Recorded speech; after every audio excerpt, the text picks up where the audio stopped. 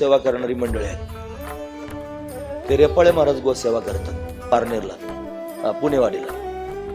त्यांचं उदाहरण मी तुम्हाला सांगतो. ज्या दिवशी गोमातेला त्यांनी चारा कमी पडेल आणि आता कुठूनच चारा यायला त्यांनी अशा पद्धतीने जागा राहिली नाही, मग काय करायचं?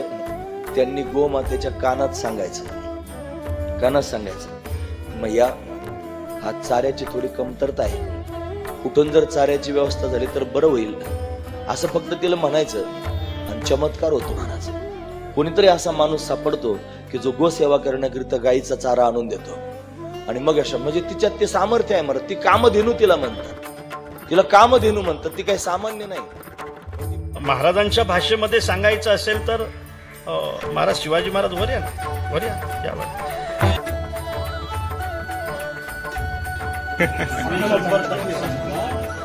हा माणूस ज्याला जीव लावतो ना, जीवच लावतो.